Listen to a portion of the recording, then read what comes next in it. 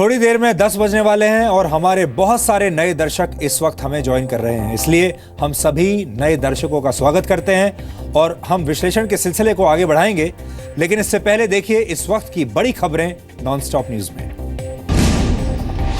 काले धन के कुबेरों के खिलाफ कार्रवाई का सिलसिला जारी है। जयपुर में पुलिस ने 2 अलग अलग मामलों में 90 लाख रुपए से ज्यादा बरामद किए हैं। एक मामले में 64 लाख रुपए पकड़े गए, जिनमें से 58 लाख के नए नोट हैं। वहीं दूसरे मामले में 28 लाख बरामद हुए हैं। कुल मिलाकर 5 आरोपियों को गिरफ्तार किया गया है, जबकि कुछ फरार हैं। केंद्र सरकार ने नोट की हेराफेरी करने वालों को कड़ी चेतावनी दी है। हम इसको रोकने का काम कर रहे हैं और ऐसी शिकायतें जहां कहीं से भी आ रही हैं, चाहे फिर बैंक के माध्यम से हो, चाहे उद्योगपति के माध्यम से हो, चाहे अधिकारी के माध्यम से हो, सबके विरुद्ध कड़ी और प्रभावी कार्रवाई करने का फैसला लिया है। उधर दिल्ली के एक वकील रोहित टंडन से पिछले 24 घंटे से ज्यादा समय से पूछताछ चल रही है। इनकम टैक्स विभाग के 10 अधिकारी रोहित टंडन के फर्म से बरामद 13 करोड़ 65 लाख रुपए का हिसाब किताब पूछ रहे हैं।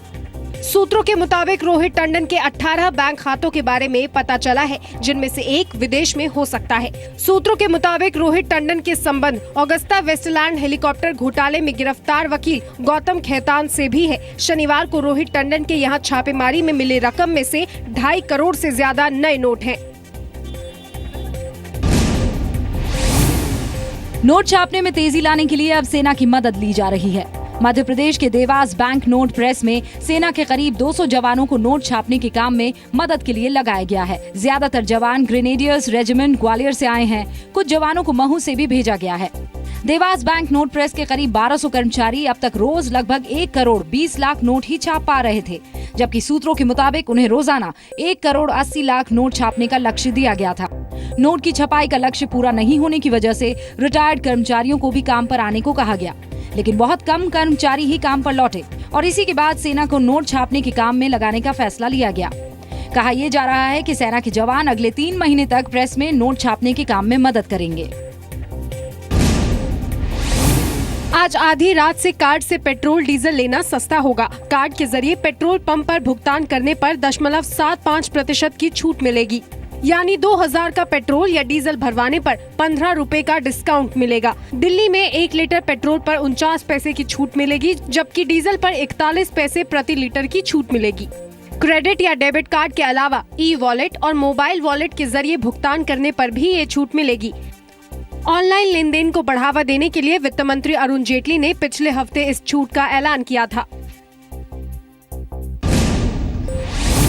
MIM नेता असदुद्दीन ओवैसी के एक बयान पर विवाद हो गया है। ओवैसी ने एक रैली में कहा कि सरकार मुस्लिम इलाकों के ATM में पैसे नहीं भेज रही है। हमारे मुस्लिम इलाकों में बैंक नहीं खोलते, बैंक खोलते तो रेड जोन करार देते, लोन नहीं मिलता। ATM लगाते तो ATM में पैसा नहीं आ रहा हमारे इलाकों में। नए नए इलाकों में ATM में पैसा आता है, हमारे पास पैसा नहीं आता। सरकार ने ओवैसी के आरोप को खारिज किया है। पैसे जो है वो सभी इलाकों में पहुंच रहे हैं और ये हिंदू एरिया है, मुस्लिम एरिया है या इस जाति का है, इस धर्म का है, इसको देखकर नहीं है। जहाँ है हर जगह पर बराबर से जा रहा है। अगर उनकी कहीं स्पेसिफिक कोई शिकायत है, किसी एरिया के बारे में शिकायत है, तो वो सरकार को बता सकते हैं। मुस्लिम धर्म गुरुओं ने भी ओवैसी के बयान की निंदा की है। अगर आप बैंक की लाइनों को देखें, ATMs की लाइन को देखें, तो आपको समझ में आएगा कि वहाँ ना कोई टोपी किसी की देखी जा रही, न किसी का तिलक देखा जा रहा है। 50% टैक्स देकर काले धन को सफेद करने की योजना पर इस हफ्ते सरकार अधिसूचना जारी कर सकती है। अधिसूचना में इस बात का ब्यौरा होगा कि अघोषित रकम एक बार में ही जमा करनी होगी या इसे किस्तों में देना होगा। अधिसूचना में योजना के खत्म होने की तारीख का भी जिक्र होगा। सरकार ये पहले ही बता चुकी है कि PMGKY यानी प्रधानमंत्री गरीब कल्याण योजना के तहत जिस रकम का खुलासा होगा उसका स्रोत नहीं पूछा जाएगा, लेकिन पूरी रकम का 1/4 हिस्सा सरकार 4 साल के लिए लॉक कर लेगी और इस पर कोई ब्याज भी नहीं मिलेगा। PMGKY उस टैक्स संशोधन बिल का हिस्सा है जिसे लोकसभा ने 29 नवंबर को मंजूरी दी थी। बंगाल की खाड़ी से उठे वर्दा तूफान की वजह से तमिलनाडु और आंध्र प्रदेश के कई जिलों में जोरदार बारिश हो रही है। तूफान की वजह से अब तक तमिलनाडु में 4 लोगों की मौत हो चुकी है। 2 लोगों की मौत जहां चेन्नई में हुई है, वहीं एक मौत कांचीपुरम और नागापट्टिनम में हुई है। हालांकि राहत की बात यह है कि आधी रात के बाद तूफान का असर कुछ कम होगा। हम इसको कंटिन्यूसली मॉनिटर कर रहे हैं और हर 3 घंटे हम सेंट्रल गवर्नमेंट, स्टेट गवर्नमेंट को हमारा बुलेटिन इशू कर रहे हैं और आज सुबह से हम आवरली अपडेट इशू कर रहे हैं। चेन्नई में सेना को भी राहत के काम में लगाया गया है। तमिलनाडु में 8000 लोगों को राहत कैंप्स में शिफ्ट किया गया है। रेगुलर मॉनिटरिंग चल रहा है ताकि मिनट टू मिनट खबर हमें मिलती रहे, ताकि हम एक इमीडिएट स्पेशलाइज्ड रिस्पांस सिस्टम के लिए तैयार रहें। गृह मंत्री राजनाथ सिंह ने तमिलनाडु और आंध्र प्रदेश के मुख्यमंत्रियों से हालात को लेकर बात की। जितनी सावधानियां हैं वो सारी की सारी रखी गई हैं। जो भारत सरकार पूरी तरह से इसके अंदर सतर्क है। डिजास्टर रिलीफ अथॉरिटी जो है वो गहराई से काम कर रही है। सर्जिकल स्ट्राइक के बाद एक बार फिर पीओके में लॉन्च पैड पर आतंकी इकट्ठा हो गए हैं। ये लोग सीमा पार करके घुसपैठ करने की फिराक में हैं। सूत्रों के मुताबिक करीब 42 लॉन्चिंग पैड पर आतंकवादियों को देखा गया है, जो कि नियंत्रण रेखा से 5 से 6 किलोमीटर की दूरी पर हैं। आतंकियों की वापसी से जम्मू कश्मीर के पुंछ, माचिल और उरी में सीमा पार आतंकियों की हलचल बढ़ी है। खुफिया एजेंसियों के मुताबिक नौशेरा, केरन, गुरेज, टंगदार और रामपुर सेक्टर में भी सीमा पार लॉन्च पैड पर आतंकी मौजूद है।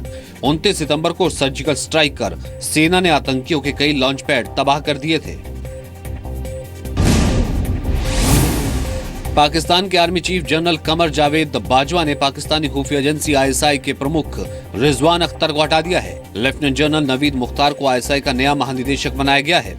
देखिए, ये अपनी टीम बना रहे हैं। कमर बाजवा साहब अपने लॉयलिस्ट, अपने लोग जो हैं, इसके मतलब ये नहीं है कि भारत की तरफ आतंकवाद आने में कुछ कमी होगी या इस तरह की कोई बड़ी नीति में परिवर्तन होगा।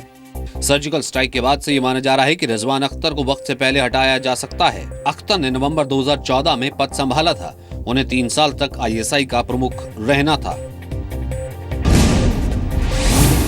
चीन ने भारत को धमकी दी है कि भारत नेपाल और चीन के संबंधों को खराब करने की कोशिश न करे, वरना नतीजे बुरे होंगे। चीन के अखबार ग्लोबल टाइम्स में लिखे लेख में ये चेतावनी दी गई है। साथ ही चीन ने कहा है कि एनएसजी में भारत की सदस्यता और मौलाना मसूद अजहर के मुद्दे पर उसके रुख में कोई बदलाव नहीं आया है। चीन के विदेश मंत्रालय के प्रवक्ता गैंग शुआंग ने ये जानकारी दी है।